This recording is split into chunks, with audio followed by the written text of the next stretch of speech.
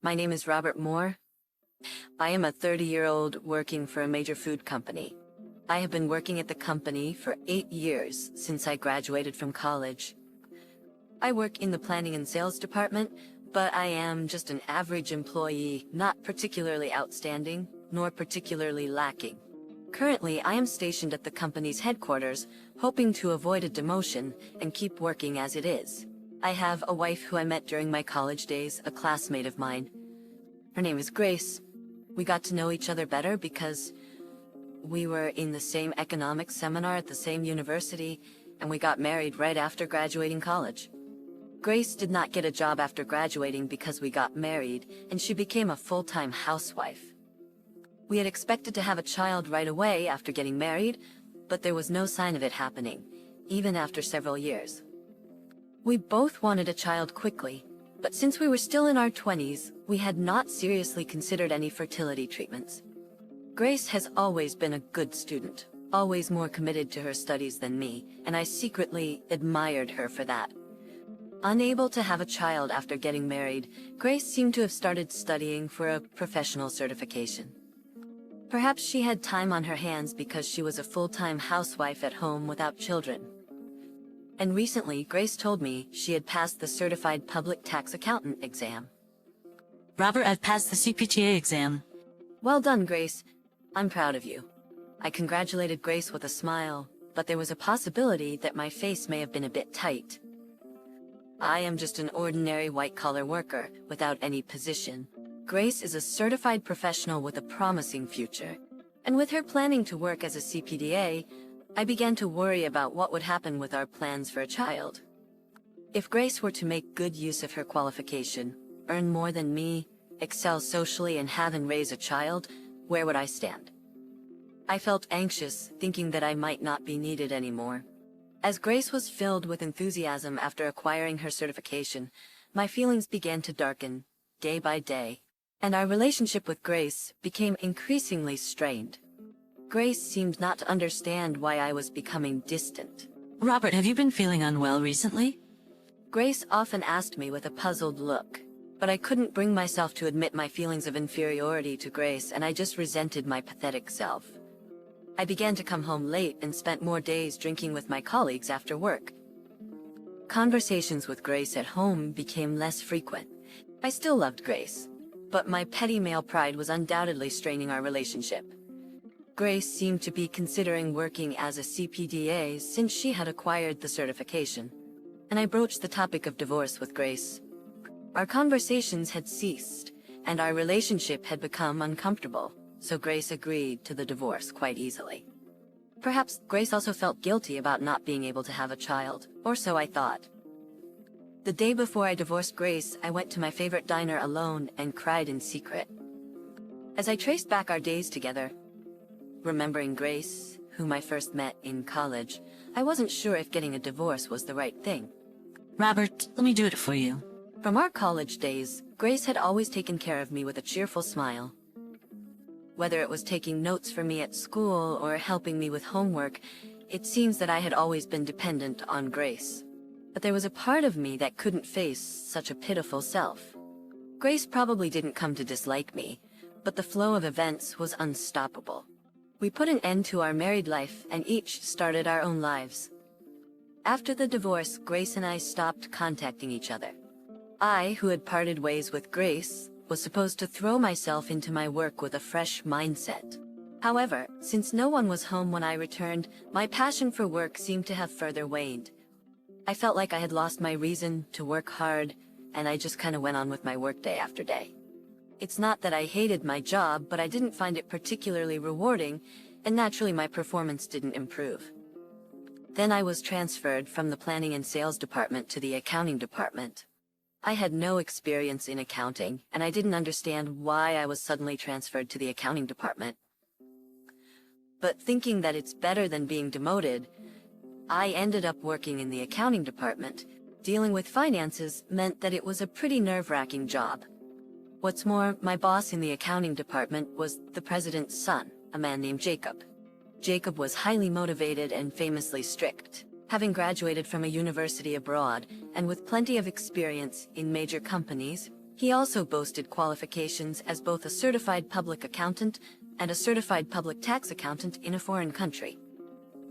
With such a profile, the president's son was rumored to be the next president.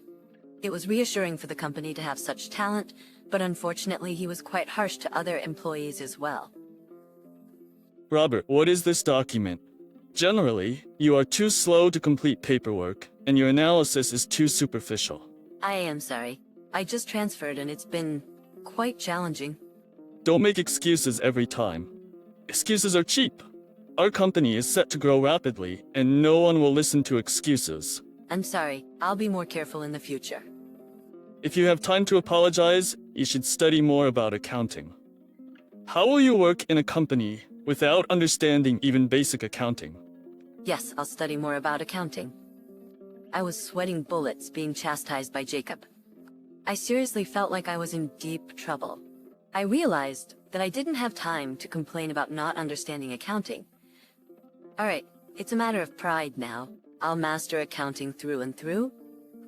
I felt a fiery passion in my heart for the first time in a long while. Maybe I was influenced by Jacob's zeal, but his words seemed to guide me in understanding that I couldn't go on as I was. I went to a bookstore and bought books on accounting, but just reading the text didn't help me understand much. After doing some research, I felt that it might be best to attend an accounting school. I could make friends who are interested in accounting and exchange information. So I quickly enrolled in a school that was relatively close to my home. Because of all the overtime Jacob had me doing during the week, I chose a school that offered weekend classes. Alright, I'll become a professional accountant here. I'll surprise Jacob. I opened the door to the accounting school with determination. Already the room was filled with lotless students. Seeing this scene made me reminisce about my student days, and my heart soared for the first time in a while. It made me nostalgically remember my youthful days. Looking back on my student days, my memories were filled with Grace. Come to think of it, Grace was always there by my side.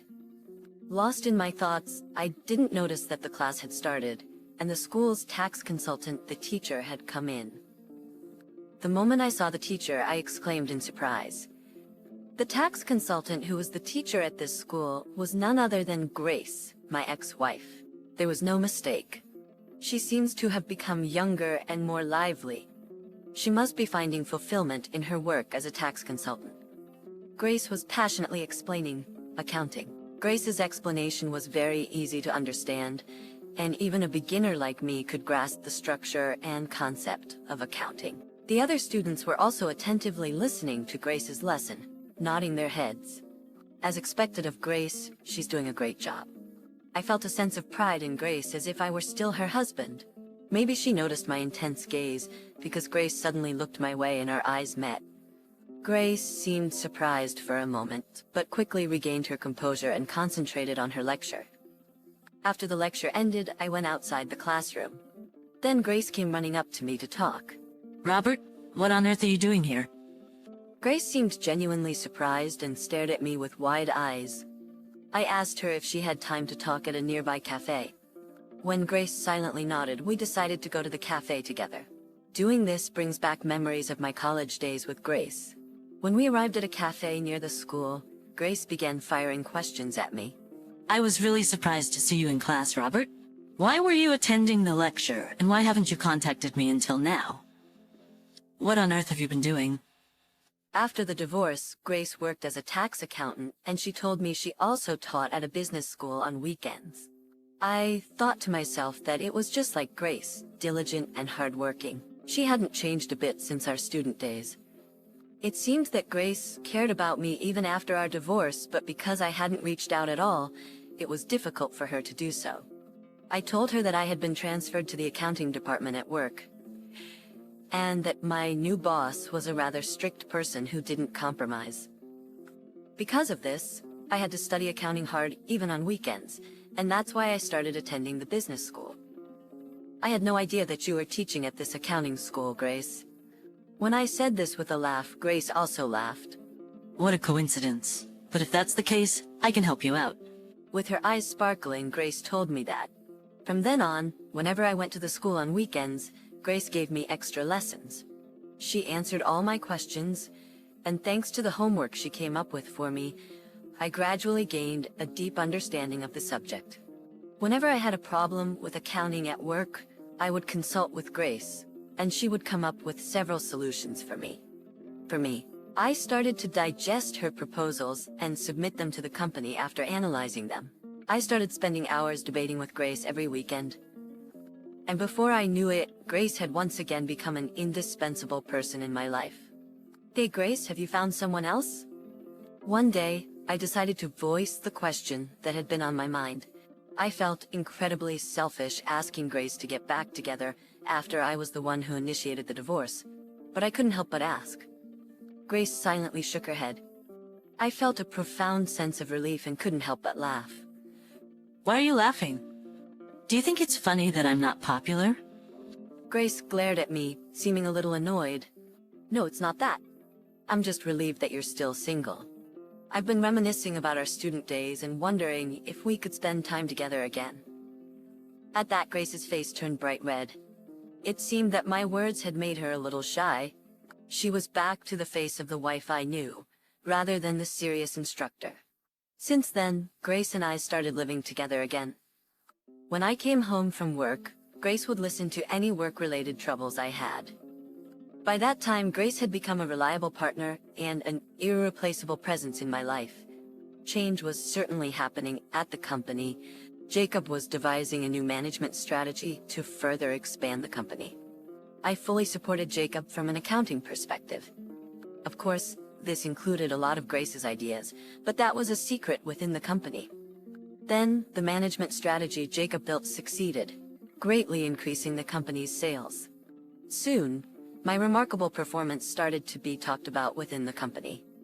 Jacob, my passionate boss and rumored to be the next CEO, was impressed with my work and asked what happened. I found a really good accounting school, I replied, blushing a little at Jacob's praise. I knew you had it in you, Robert. You've been studying hard.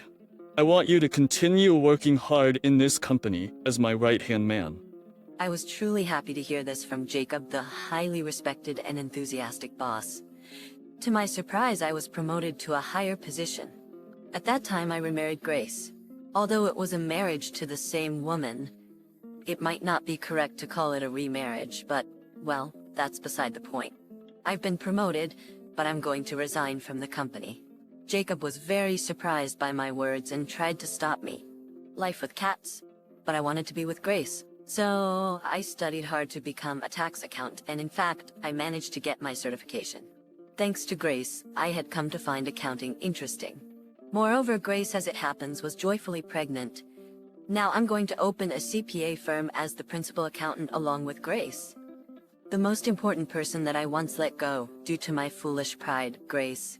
The second chance that I've been given, I vow not to waste it, and never to part from Grace again.